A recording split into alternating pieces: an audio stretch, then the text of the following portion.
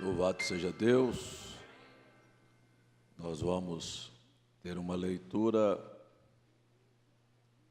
na carta de Paulo aos Efésios, capítulo 1. Efésios, capítulo 1. Irmão Ronaldo e irmã Cibele, eles estão lá atrás, são visitantes, e nós damos boas-vindas a vocês, viu? Deus vos abençoe. Louvado seja o nome do Senhor. Nós teremos culto de Santa Ceia às 5 da tarde. Eu dei uma nota aqui, quinta-feira, cheguei, havia um recorte de um jornal ali, falando sobre um cristão que era queimado vivo. Na verdade, nós vimos nos noticiários, não só um, mas vários cristãos que foram queimados neste movimento aí islâmico aí na Síria. Prenderam vários cristãos e eles queimaram, outros metralharam. Mas este em particular aqui, que eu falei do Nepal, um irmão tinha me entregado um recorte, uma folha de papel aqui, e esse era um recorte que a Assembleia de Deus tinha publicado. E eu não prestei atenção que ele havia tirado isso da internet, e ele também tirou na melhor das intenções, só que isto não procede, não é verdade. Essa fotografia que está aqui de um homem sendo queimado se tratou de um episódio que aconteceu aqui no Equador, de um homem que estava roubando, foi apanhado. Então eles queriam linchar o homem e começaram a queimá-lo. E aí um padre chegou e interceptou aquilo. Então essa reportagem sobre este homem que eu falei do Nepal, ela não é verdade. E o irmão havia entregado, ali o diácono me entregou quando eu estava subindo para a plataforma. Isso é bom para a gente lembrar que nem todas essas matérias que se põem na internet são verdadeiras. Há muito lixo na internet, muito lixo.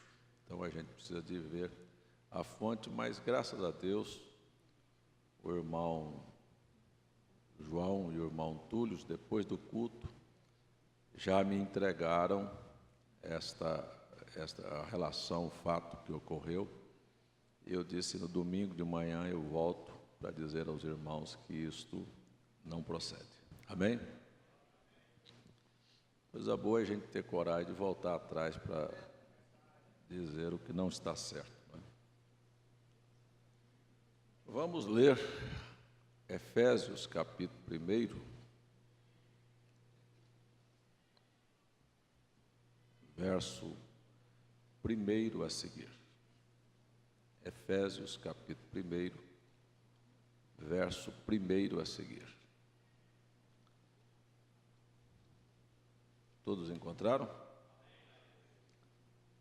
Paulo, apóstolo de Jesus Cristo, pela vontade de Deus, aos santos que estão em Éfeso e fiéis em Cristo Jesus. A vós, graça e paz da parte de Deus, nosso Pai, e da do Senhor Jesus Cristo. Bendito o Deus e Pai de nosso Senhor Jesus Cristo, o qual nos abençoou com todas as bênçãos espirituais nos lugares celestiais em Cristo, como também nos elegeu nele antes da fundação do mundo, para que fôssemos santos e irrepreensíveis diante dele em caridade. E nos predestinou para filhos de adoção por Jesus Cristo para si mesmo, segundo o beneplácito de sua vontade. Amém. Deus, Tu és tão bom para nós, que nós só temos que dizer obrigado, Senhor. Receba a nossa gratidão. Se houvesse uma palavra mais apropriada, nós diríamos. Portanto, nosso vocabulário pobre, mas o Senhor conhece o que está dentro das nossas almas. O quanto te devemos, o quanto reconhecemos a nossa condição e como sabemos que o Senhor é maravilhoso. Abençoa-nos nesta manhã. Eu peço a Tua bênção, não só por mim, mas por todos que estão aqui, por todos que estão na internet e por tantos quantos haverão de assistir esta fita. No nome de Jesus, amém, Senhor. Amém. Assentai-vos. Um dia desse, o irmão Francisco me ligou e falou: pastor, aliás, eu liguei para ele, ele disse: o senhor não sabe onde eu estou. Eu vou lembrar do mineiro, né? Para onde eu vou, para onde eu estou. Eu disse: não sei. Ele estava na casa do irmão Expedito, da irmã Maria Cura. Estava lá comendo uma lasanha. Eu disse: muito bem.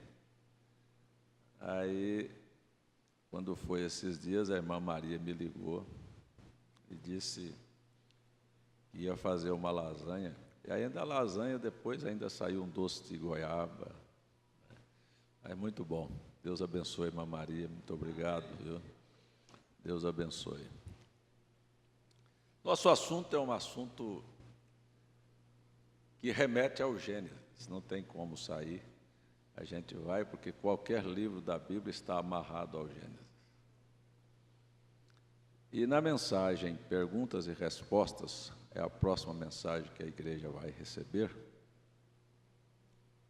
o irmão Brana diz assim: vamos começar lendo Efésios, capítulo 1. Agora, a primeira coisa que eu quero dizer é que predestinação é uma palavra complexa para um ministro usar diante de uma congregação inexperiente. Predestinação é uma palavra complexa para um ministro usar diante de uma congregação inexperiente. Por quê? Porque este é um assunto polêmico, é um assunto que requer maturidade para poder se aproximar dele. Então, o irmão Brana diz aqui que ele preferia usar a palavra presciência do que a palavra predestinação. Presciência. Presciência é um dos atributos de Deus de conhecer, de ver antecipadamente as coisas. Ele tem este poder, ele é onipresente, onisciente e onipotente. Então, ele pode ver antecipadamente as coisas. Amém? Então, isto fala e nos remete à presciência de Deus. Deixa eu tomar aqui como o irmão Brana disse. Então, eu sempre uso a palavra presciência. E a presciência sabia tudo o que havia de acontecer. Nós entendemos que nada apanha Deus de surpresa. Nós vamos olhar Isaías, um profeta, profetizando e vendo o nascimento de Cristo e o nascimento do profeta João Batista, há 712 anos para frente. Por quê? Porque ele não estava falando de si, ele estava usando a presciência de Deus, vindo ver o conhecimento, tendo o conhecimento de coisas futuras. E ele detalha sobre o nascimento de Cristo, sobre o nascimento de João Batista, O próprio Deus fala ao profeta Jeremias: eu te conheci antes que você fosse formado no ventre da tua mãe, e eu te levantei e te dei por profeta às nações. Então, Deus sabe todas as coisas. Se você olhar, o salmista Davi também está lá há muitos e muitos anos antes do próprio Cristo nascer. E ele, então, nos salmos, ainda que salmos são orações cantadas, mas o espírito de profecia, da presciência de Deus, toma Davi e disse assim: menearam contra ti os seus beiços, não é? Falando da rejeição de Cristo. Você vai ver o Davi fugindo do seu filho Absalão e sentando no Monte das Oliveiras e chorando sobre Jerusalém, mostrando que Cristo também seria rejeitado, e ele chamaria: Jerusalém, Jerusalém, você mata os profetas e apedreja os que te são enviados. Então, era a presciência de Deus nestes homens, fazendo eles olharem e verem coisas que estavam no futuro. E o próprio Davi, no Salmo 109, ele faz menção de Judas, ele faz menção do apostolado. Ele disse que aquele amigo íntimo viraria contra Cristo seu calcanhar. Ele mostra que o bispado ficaria vazio e outro tomaria o lugar de Judas para exercer aquele bispado, porque ele trairia o Senhor. Então, você vê que há uma visão, não era do homem, mas Deus olhando e mostrando através dos séculos todos os acontecimentos. Amém? Então, isto tudo nos remete a um só lugar: a presciência de Deus. Para estar aonde nós estamos, e o irmão Brana diz isso, diz: você nesta dimensão jamais chegará a conhecer quem é você. E por não conhecer quem é você, você não sabe valorizar as coisas que Deus te dá.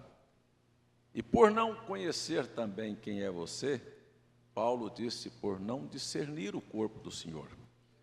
Pessoas ficam doentes e morrem espiritualmente, enfraquecem, porque na verdade não entendem este grande mistério. Aqui na perguntas e respostas, eu estou sempre aqui dentro, eu não estou lendo para não ficar cansativo, eu estou querendo conversar com a igreja sobre este grande mistério da predestinação, que é uma decisão soberana. A gente precisa de gravar isso. Eu estou falando com irmãos, estou falando com a igreja, não estou falando com pessoas inexperientes, estou falando com pessoas maduras com a Bíblia, pessoas que têm um profeta para indicar as Escrituras, não são inexperientes. Não estamos aventurando um assunto, mas você vai ver que, na verdade, a predestinação ou a presciência, ela diz para mim e para você em outras palavras. Se você quiser, pode carregar isso do coração. Predestinação é a vontade soberana de Deus em eleger ou rejeitar. Em eleger ou rejeitar. Às vezes nós queremos explicar isto dizendo assim: olha, sabe o que acontece? Deus viu que eu ia aceitar, que eu ia crer. Não, você só aceitou e você creu porque Deus colocou antes no seu coração o desejo para fazê-lo. Ou você nunca faria. Pode notar que o desejo do homem é pecaminoso, é para as coisas más. A inclinação da sua carne é para isso. Então, jamais você faria. Na verdade, o plano da eleição é assim. Deixa eu ler pelo menos isto aqui, como o irmão Brana ele fala sobre este assunto. Ele disse assim,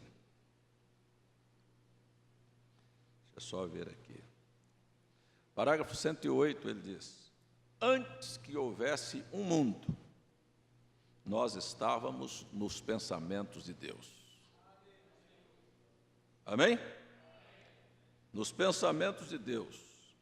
E estávamos no pensamento de Deus dar o Espírito Santo a você. Porque Ele sabia que iria desejá-lo. Sabia que você iria desejar. Alguém que deseja o Espírito Santo? Então, Deus sabia. Ele mesmo te escolheu porque você desejava. Ele escolheu você em Cristo antes mesmo que você, ou Jesus, ou nenhum homem estivesse na terra. E Ele enviou Jesus para morrer e preparar um caminho para enviar o Espírito Santo e assim te trazer para si. Amém? Aqui é a igreja, então eu estou em casa agora. Isto é tão rico para mim, pensar, preste atenção, pensar que isto não foi o que eu queria, não foi o meu desejo, não foi a minha vontade, não foi a minha escolha. Eu não tive nada a ver com isto. Amém? Antes que o mundo começasse, Deus nos viu e colocou o nosso nome no livro da vida do Cordeiro. Antes que existisse um mundo, falar disto, o irmão Branham diz: puxa, eu estava lá. Nós estávamos lá, nos pensamentos eternos de Deus. Amém? Então ele vem e disse: quer saber de uma coisa? O diabo nem está nesta competição. Não existia nem diabo e Deus já estava pensando em você. Louvado seja Deus. Ele disse assim, diz claramente, diz: o diabo sequer está na competição. Ora, ele não é nada mais do que um toco jogado na beira da estrada de Deus para apenas trazer os filhos de Deus. E eles vêm e dizem: eu tenho um pai, Abba Pai. Amém? Glória a Deus. Olha, veja, quando estivermos cantando a história da redenção, os anjos vão baixar a cabeça, não sabendo do que estamos falando. Claro, eles nunca estiveram perdidos, eles não sabem o que é isto. Eles não compreendem quão feliz nos sentimos por saber que uma vez éramos pecadores, separados de Deus, sem esperança, sem misericórdia, sem um Deus, num mundo de corrupção, morrendo, indo para o inferno do diabo, e Deus se inclinou e nos apanhou e nos redimiu, e agora estamos acima dos anjos agora mesmo. Estamos acima dos anjos. Quer ver uma coisa extremamente maravilhosa? O que é isso? Um anjo é um servo. Ele trabalha em favor seu. Deus envia anjos para guardar a porta da tua casa. Parece que você é bem especial.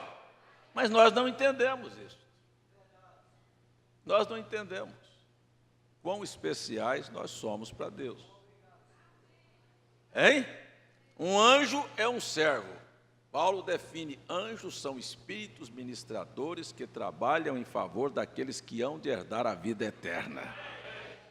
Então, na verdade, eles sempre serviram. E eu também entendo que um pastor é um anjo. E eu estou trabalhando para ver você do outro lado. Eu não estou trabalhando para ninguém se perder. Estou trabalhando para você chegar. Eu fico feliz de saber que um dia eu não vou ser pastor. Fico muito feliz de saber que um dia eu não vou ser pastor. Mas estou feliz de saber que eu já botei você para dentro. Olha, sabendo que você entrou e que você não vai precisar mais de ouvir meu sermão. Nem eu vou precisar de gritar com você. nem te chamar a sua atenção. Para mim vai ser uma felicidade. E você vai dizer, graças a Deus que eu me livrei dele. Já chegamos, né? Não precisaremos disso mais. Então, é assim. Mas olha aqui, vamos ver aqui. Um anjo é um servo. Nós somos filhos e filhas. Qual é mais conceituado? Seu servo ou seu filho ou sua filha? Olha que coisa. A oração de um santo vai 1 milhão de vezes mais alto do que a de um anjo.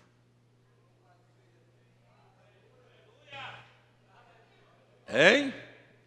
Sim, senhor, porque ele é um filho. Oh, isto é certo, meu irmão e minha irmã. A igreja, eu não creio que deste lado da eternidade nós vamos conseguir nos dar conta do que somos, a posição que você está, onde Deus te colocou. Vocês, pessoas cheias do Espírito Santo, vocês são filhos de Deus. Você sabe o que é isso? Você nem dá valor a isso. Muitas pessoas acham que estão fazendo um sacrifício. E quando Paulo veio tratar deste assunto, ele disse assim: bendito o Deus e Pai de nosso Senhor Jesus Cristo, que nos abençoou com todas bênçãos espirituais e nos fez assentar nos lugares celestiais em Cristo Jesus. Está alguma coisa que está assentada. Amém? Mas vamos aqui então. Eu quero só tomar esses pontos aqui da perguntas e respostas. No parágrafo 114, ele disse: o amor, nós estamos falando tanto dele, que é o Isaac, que é a figura de Cristo, que está lá no Gênesis. O amor nos elegeu. Veja, nos elegeu. O amor dele fez isto, seu amor pagou pelos meus pecados, seu amor os levou embora. O amor é a força mais poderosa que existe. Tome um marido que realmente ame sua esposa, ele morreria por ela.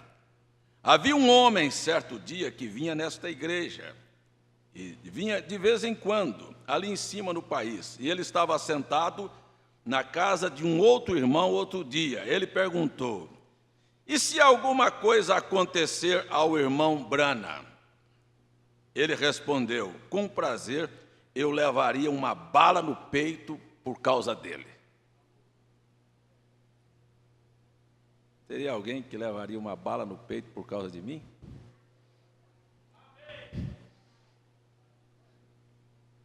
Ou você tem coragem de dar uma bala no peito do seu pastor? Então, preste atenção. O irmão Brana está falando do amor.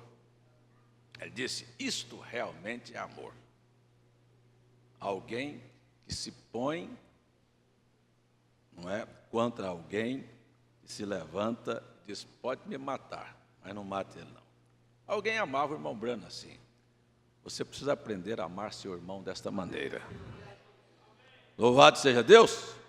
Vamos aqui, eu quero continuar.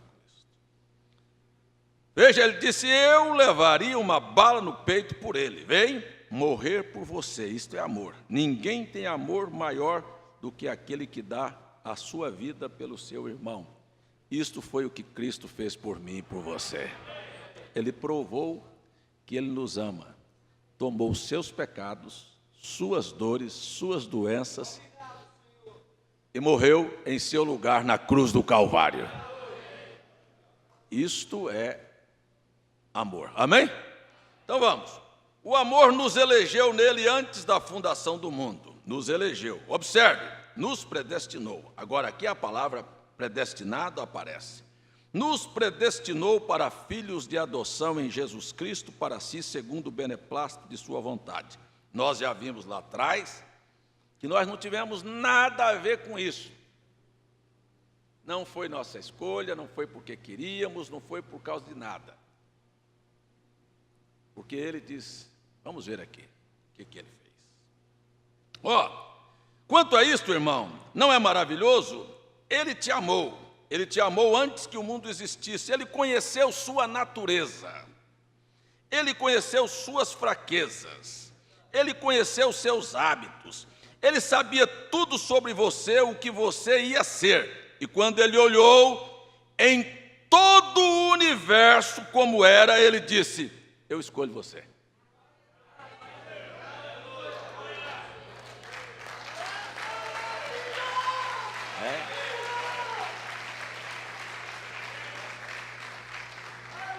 Hein? Ele podia ter escolhido seu vizinho, ele podia ter escolhido seu primo, ele podia ter escolhido alguém melhor do que você. E ele olhou por todo o universo. Essa é uma decisão soberana de Deus. Soberana.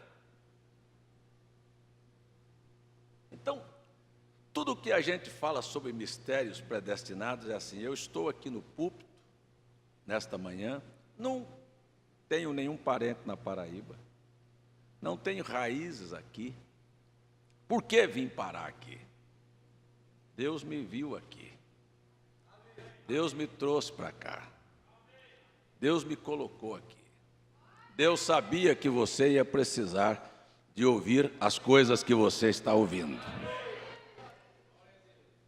Deus sabia que de alguma maneira eu seria apenas uma mão que te ajudaria a chegar. Eu acho que eu tenho procurado ajudar sua família, seus filhos, você, a chegar do outro lado. Muitas vezes sou até mal entendido, e alguém insinuou há poucos dias que parece que eu quero ter mais misericórdia do que Deus. Mas é verdade. Moisés parecia ter mais misericórdia do que Deus, Abraão parecia ter mais misericórdia do que Deus, porque ele estava sempre intercedendo pelo povo. Eles fizeram Deus mudar situações, e eu acho isso tão bonito, porque não era Moisés, não era Abraão, era o Espírito de Cristo, e o Espírito de Cristo está aqui. Louvado seja Deus. Agora você para e começa a analisar assim, sabe? Mistérios predestinados. Existe uma predestinação para você ser o que você é, para passar por onde você passou, para estar onde você está. Agora, o irmão Branham chega a dizer assim: precisaria alguém ser um louco para dizer, por que o senhor escolheu esse homem e botou ele no ministério?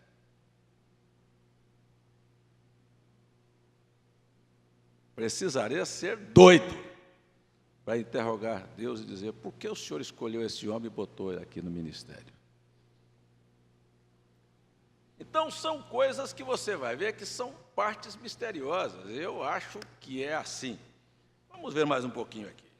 Veja, em todo o universo, neste universo de pessoas que hoje compõem a população mundial, 7 bilhões de pessoas, Deus olhou assim, sabe? Não quer dizer que você não tem falha, não tem fraqueza, que você não mentiu, que você não adulterou, que você não roubou, que você não fez coisas erradas. Ele olhou e disse assim, aquele. Sabe o que é ser escolhido? É isso, sabe? Você diz, mas é você não tem parte nisto. Você estaria hoje fumando, bebendo, prostituindo, fazendo coisas erradas, mas alguma coisa veio e cruzou o seu caminho. O que ele usou? Um toco sujo caído ao lado da estrada, um diabo, para ir te espremendo, sabe? Vai te espremendo um problema, uma doença, uma decepção, uma insatisfação com a vida, com a sociedade, uma descrença. Alguma coisa vem cercando você, aí bate lá dentro um vazio na alma, e você não tem satisfação, vai no campo de futebol, volta vazia, vai no baile, volta vazia, vai no show, volta vazio, assiste uma novela, está vazio. O que está acontecendo? Sabe, Deus fazendo todas estas coisas que o diabo trouxe, não valer nada para você, ele vai te encantoando, e daqui um pouquinho você para e diz, é você! Aí você diz, é você que eu estou chamando, venha, tem algo melhor para você, amém? E quando você olha isso, você olha assim, mas eu sou o filho pródigo, eu não posso falar nem com Deus, eu vou ser um jornaleiro. Deus falou, não, eu quero você como filho. Eu queria que você aprendesse a confiar nas suas orações. Queria que você aprendesse a descansar em Deus. Eu queria que você fizesse valiosa, como disse Pedro, a sua eleição, a sua escolha. Não dê valor a estas coisas do mundo. Siga em frente e trabalhe cada dia a sua eleição. Você é um escolhido de Deus. Amém?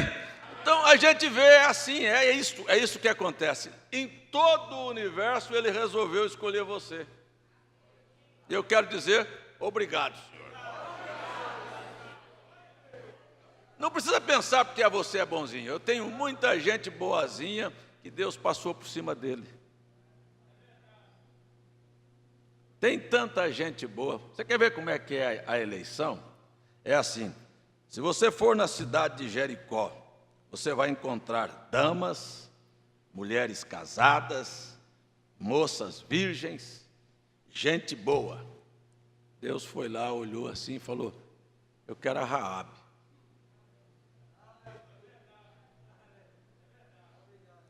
Eu quero essa aqui, ó. Diga que Deus está errado. Estava errado? Eu quero aquela. Foi lá. Mandou os espias lá. Ela guardou os espias. Não sei entender. Ela olhou, ela discerniu, ela viu. Então, esta é a verdade. Não é questão de você escolher, sabe? Você quer ver uma coisa? É assim, o diabo só serve como um toco para empurrar uma mulher. Ele disse, ele nem está no páreo. Porque, na verdade, a gente está entendendo o que é diabo. A gente não está dando nem ouvido aos latidos dele. Qual é o problema? Qual é o problema? Quando eu estou estudando Gênesis, preste atenção, quando eu estou estudando Gênesis, o irmão Branham diz assim, Gênesis é o livro mais odiado do diabo na Bíblia, Gênesis e Apocalipse. Aí você disse, mas por que Gênesis é odiado? Quando você chega no capítulo 48 de Gênesis e diz, a graça está doente, quer ver? O povo não sabe o que os demônios sabem. A sociedade é assim, ó. Você quer ver? É assim, a Bíblia, a natureza é uma Bíblia. O homem senta, bebe, joga, fuma, prostitui, vai haver um terremoto. O homem não sabe nada. Mesmo com todos os aparelhos, os animais se juntam no campo e fogem, o leão foge, os pássaros fogem, porque eles sabem que o perigo está se avizinhando. Agora mesmo estavam comentando sobre esse terremoto no Nepal. 6.000 pessoas morreram, ninguém sabia nada do que iria acontecer. Mas os animais, eles fogem daquilo. Há alguma coisa que os avisa. Então, esta é uma coisa assim, o homem não entende. O profeta Isaías chegou a dizer, o boi conhece a sua manjedoura, o jumento conhece o seu dono, mas o meu povo não me conhece. Quando Cristo veio, os demônios disseram, tu és o Filho de Deus, que temos nós contigo? Sabe, os sacerdotes disseram, tu és Beuzebu. Os demônios sabem mais do que o povo chamado povo de Deus. Quer ver? Ó. Dia 6 de abril de 1909, aquela luz sobrenatural desceu em cima de uma cama, aonde tinha uma mãe de 15 anos de idade e um pai de 18. Pergunto, o que sabiam os religiosos sobre este acontecimento? Nada. Mas você pensa que o diabo não viu esta luz? Então preste atenção, 1950 ou 1909 nasceu esta luz.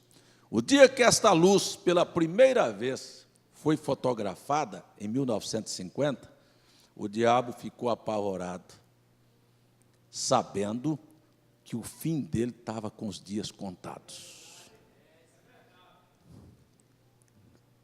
O irmão Branham, nesta mensagem e a visão que me foi dada, ele diz assim: o fotógrafo veio e disse: este é o único ser sobrenatural que foi fotografado. Sabe o que o irmão Branham disse? Eu não sou digno de que ele, o anjo do pacto, nosso Senhor Jesus Cristo, desça para tirar uma foto comigo.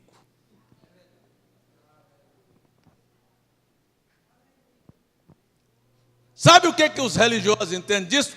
Nada. Mas você sabe o que isso quer dizer? Que a porta da graça está fechando. Que o último mensageiro pregaria a última mensagem. Você sabe o que é que está acontecendo? É exatamente isso. Então, quando a gente diz que a porta da graça está fechada, o diabo começa a soltar fogo por tudo quanto é lado. Sabe qual é o desespero de Satanás? É assim, ó. Ele sabe que a hora que a porta fechar, ele só tem mais 3 anos e meio para fazer as trapalhadas dele. Só mais 3 anos e meio. Depois disso, ó, cadeia, prisão, amarrado 1000 anos. Ele está irritado. Então, quando você prega Gênesis lendo história para o povo, ó, adoeceu, morreu, você não está entendendo nada. Mas quando você tira o véu da mente das pessoas e mostra a hora, ele começa a agir, ele está apavorado. Ele está apavorado, ele está louco, ele começa a ficar doido. Aí você começa a ver as reações. Então, qual é o problema? É porque ele sabe que a hora de ação dele está acabando. Sabe? E quando você olha isso, você sabe que a hora da sua premiação está chegando também. E ele detesta isso, detesta saber que você vai para o trono e ele vai para o inferno. Que você vai reinar e ele vai ser queimado, destruído. Que você vai para as bodas do cordeiro e ele vai para a cadeia. Que você vai sorrir de felicidade, de gozo, e ele vai estar amuado lá, preso, sem poder fazer nada. Então eu quero dizer para você, louvado seja o nome de Jesus. Agora, Deus nos deu a graça de conhecer isto.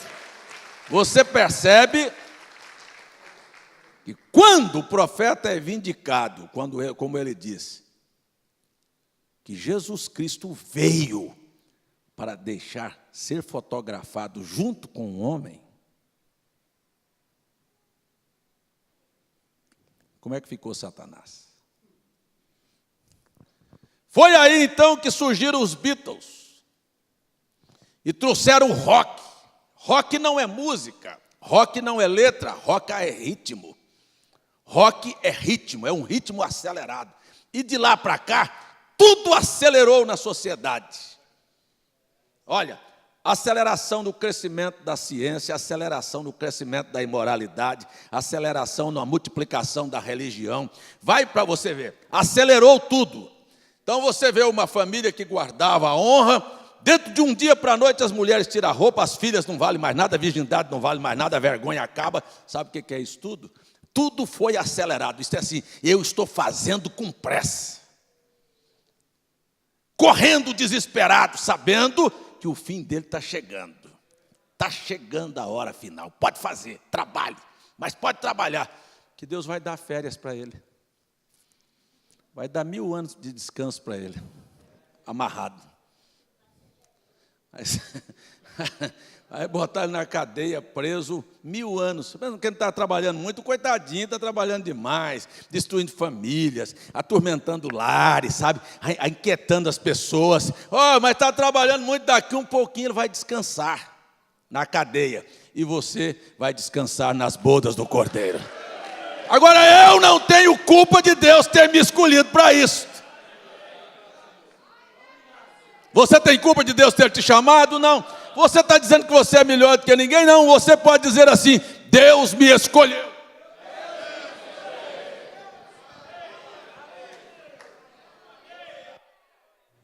E você próprio não sabe dar valor nisso. Então a hora é esta, o momento é esse. Então quando nós estamos olhando aqui as Escrituras, cada vez que você mexe em alguma coisa no Gênesis, desvenda um mistério, você mostra a cara do diabo para o povo. Fala, olha ele aqui, olha a hora dele, ele está agoniado. Você vai simplesmente desvendando. Mas daqui um pouquinho você olha e diz também, sabe? Você encontra o seu lugar. Você sabe que você foi chamado. Então, eu vou dizer para você, fomos escolhidos sem nenhuma participação. Você ainda não entende quem é você. Você ainda quer questionar com Deus. Você não sabe o valor da sua oração. Você não tem paciência para saber esperar. Fica tranquilo. Olha, quando você orar por um assunto, fique tranquilo, não importa se a tempestade levantar. Você olha assim e diz, mas eu orei ao Senhor. Eu já falei com Deus. Eu já entreguei isso na mão do Senhor. Mas o diabo diz, Deus não te ouviu. Mentira, ele é mentiroso. Você tem coragem de dizer, ele é mentiroso. Não deixe ele mentir para você. Quando você orar, creia. Deus não mente para ninguém. Disse, tudo que você crer, você receberá. Então, sente-se, continue o seu viver naturalmente. Não importa o que o diabo procure dizer, sente-se e diga, olha, eu estou certo do que eu já pedi para Deus. E é assim, se não vier hoje, virá amanhã. Mas o certo é que virá, porque passarão céus e terras, mas a palavra do Senhor não passará. Amém? Agora as pessoas não querem crer nisso. Eles não querem crer. Mas aí vamos voltar um pouquinho. Então, Ele te amou antes que o mundo existisse, Ele conhecia a sua natureza, Ele morreu por você, Ele conhecia suas fraquezas, Ele conhecia seus hábitos, Ele sabia tudo sobre você, e quando Ele olhou por todo o universo, Ele disse, eu escolho você. E quando Ele fez isto, antes mesmo que houvesse uma fagulha de luz, então você é tão eterno quanto Deus. Porque eu estava lá na eternidade antes do tempo, e o tempo vai passar, e eu vou voltar para a eternidade novamente, que é o meu lugar. Nós viemos aqui apenas para manifestar. Quer que eu diga uma coisa? É assim, viemos aqui apenas para manifestar, como disse Jesus, a glória de Deus. Você quer ver? O diabo pode pegar uma pessoa sem saber quem ela é. Não tem como você pregar, porque Jesus disse, onde o evangelho for pregado, tem que ser citado isso. Eu não posso contrariar isso. Apanhar uma mulher, ela estava em adultério, ou seja, ela era uma mulher casada, porque você sabe qual é a diferença entre o casado e o solteiro. O solteiro não adultera, ele fornica. Um casado, ele comete adultério porque ele quebra um voto, ele adultera um pacto. Então você quer ver uma coisa? A mulher era adúltera, foi apanhada em adultério. A lei disse que uma mulher adúltera deveria ser apedrejada. O diabo disse, quer ver? Vou matar mais um. Agora mesmo eu tenho esta alma sob o meu controle. Jogou ela nos pés de Jesus, o toco podre da beira da estrada, que serve apenas para nos trazer para perto de Deus, para dizermos, para reconhecermos que somos filhos de Deus. Quando jogou lá e disse, olha, está escrito, essa mulher apanhada em adultério deve ser apedrejada. O que tu dizes? Ele é bom, não é? Quer saber de uma coisa? Ele tem como justificar seus filhos. A única coisa que o diabo tem é para te acusar. Ele chama acusador dos irmãos. Isso aqui é diabo.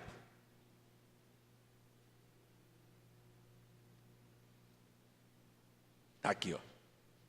Mas ele tem como justificar. O diabo não pode justificar você. Ele nunca vai dizer, eu fiz ele mentir, eu fiz ele ficar agitado, eu fiz ele falar, eu fiz ele adulterar. Ele não vai dizer isso. Nunca. Mas Jesus calmamente estava escrevendo assim, riscando no chão. Olhou para a cara deles e disse assim, o que de entre vós não tiver pecado, seja o primeiro a tirar a pedra. Lá tinha um monte de pedra, nenhuma saiu do lugar. Nenhuma saiu do lugar. Por que você quer acusar seu irmão? Por que você quer tirar o argueiro do olho do seu irmão, não tira o tamanho da trave que está no seu olho? Aqui. Então, quando ela estava ali, um para um lado, outro para o outro, outro para o outro, outro para o outro, ficou ele e a mulher. Aí ele olhou, cadê teus acusadores? Ele não está para nos acusar. Ele estava esperando ela naquele lugar. Do jeito que ele foi esperar a mulher samaritana, do jeito que ele marcou o encontro com Zaqueu debaixo da figueira, do jeito que ele marcou o encontro com você, que você não esperava, mas ele estava lá te esperando. Aí a mulher olhou, ele sozinho com a mulher, ele disse: onde estão os teus acusadores? Ninguém te acusou, ninguém te condenou, nem eu.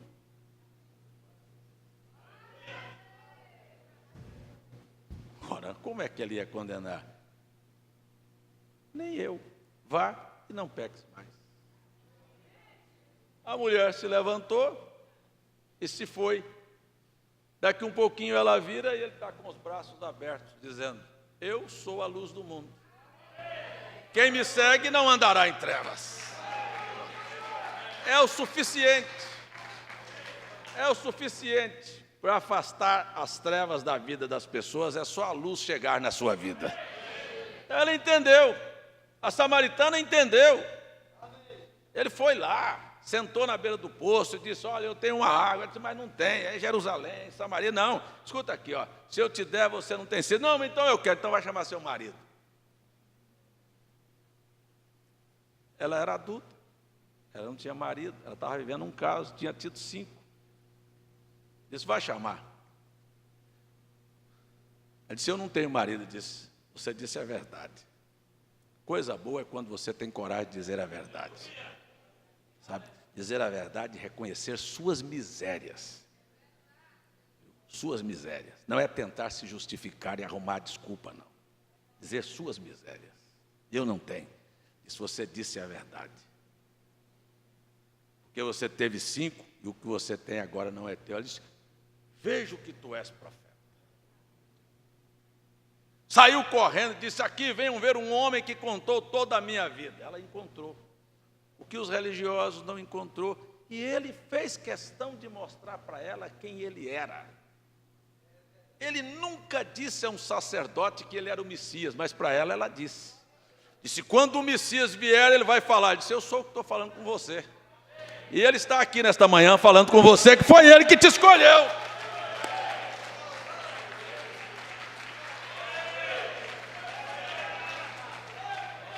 Este é o mesmo Jesus Cristo ontem, hoje e eternamente. Fazendo as mesmas coisas.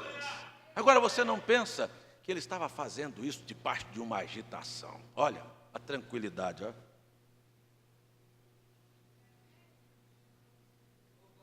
Olha a tranquilidade, assentado na beira de um poço. Até os discípulos ficaram assim: mas o que ele está conversando com ela ali? Conversa cochichada. Não dava nem para os discípulos escutar.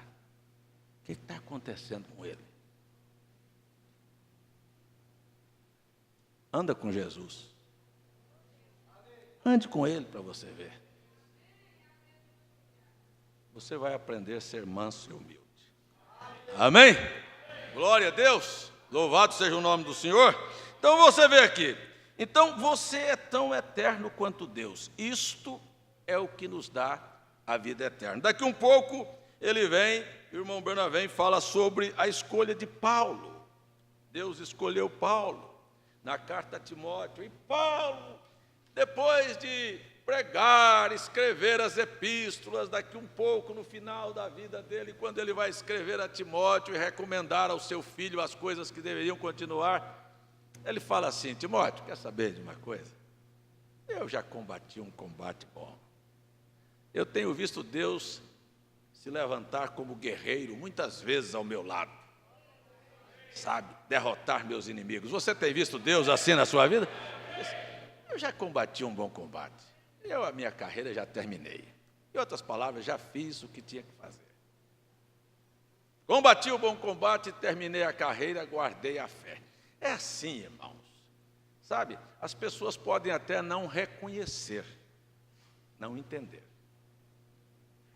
Mas esta é a verdade. Aí, quando Paulo escreveu a Timóteo, disse: estou sendo oferecido como sacrifício de libação.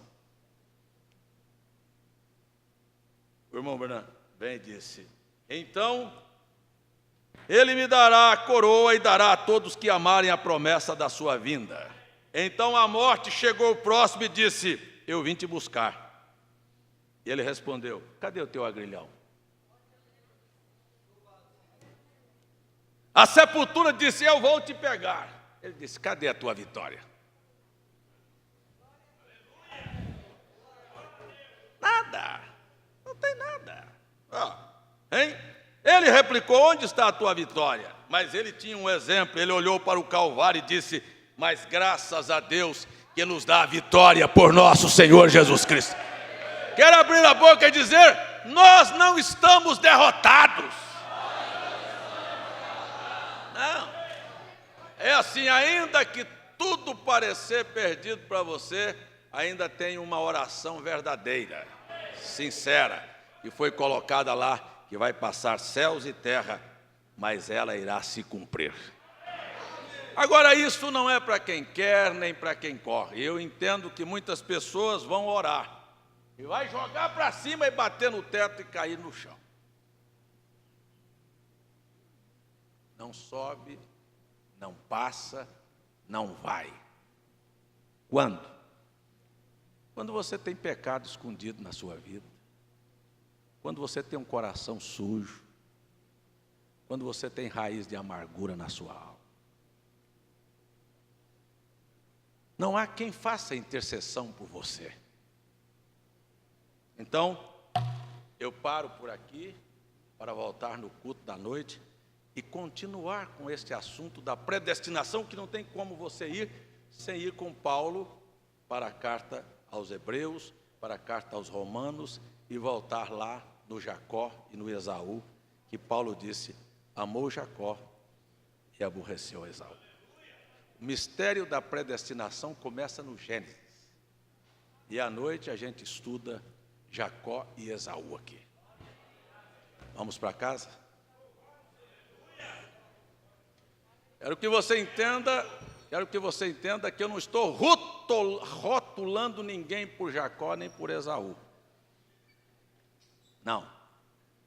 Cada um de nós teremos oportunidade durante a jornada da vida para mostrar com a nossa identidade quem somos, de onde viemos e para onde estamos indo.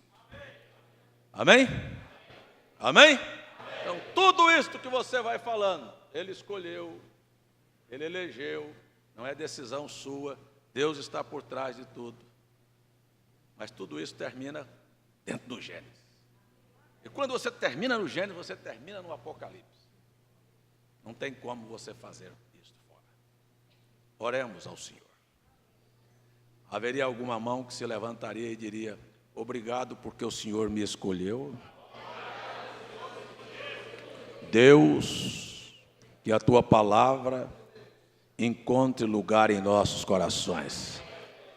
E cada um de nós voltemos para casa mastigando estas coisas, olhando para Ti, vendo a Tua misericórdia, a Tua bondade, acima das nossas ações. Tu és maravilhoso. Assim entrego a vida, o lar, a família, como já te pedi, a necessidade de cada pessoa aqui. Cada um, sem reservas, no nome de Jesus, que a Tua palavra encontre lugar em nossos corações. Com o perdão dos nossos pecados, nós te pedimos a Tua bênção, para nos retirarmos da Tua casa e voltarmos à noite, para estar aqui na comunhão.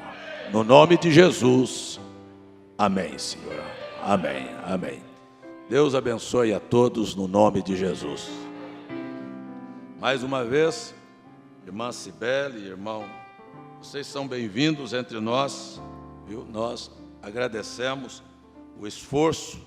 Hoje é um culto que nós temos uma palestra na escola bíblica para a preparação para o culto da ceia à noite. Sempre são bem-vindos. Deus vos abençoe. Deus abençoe a cada um de vocês, a todos os nossos irmãos visitantes. Deus abençoe a todos.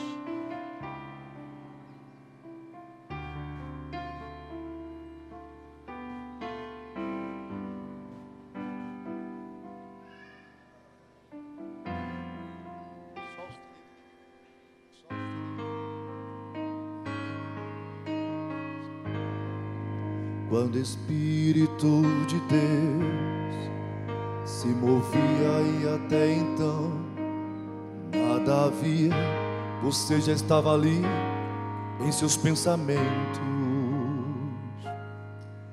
Quando Deus o firmamento fez, quando as trevas dissipou, quando Deus disse haja luz e as estrelas espalhou,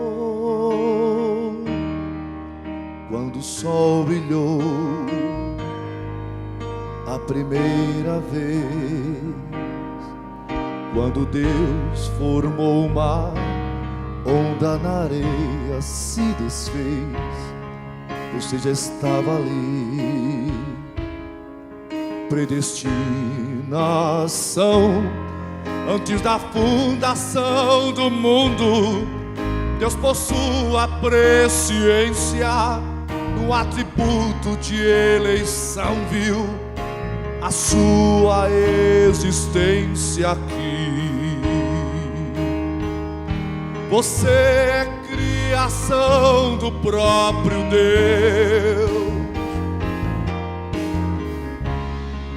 Inspiração Ele te fez como obra-prima do amor do Salvador.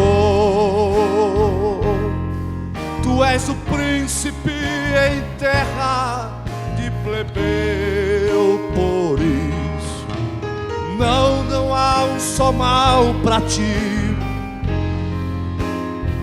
Aleluia. Não há abismos que te façam desistir. E se cansado ainda assim, é certo que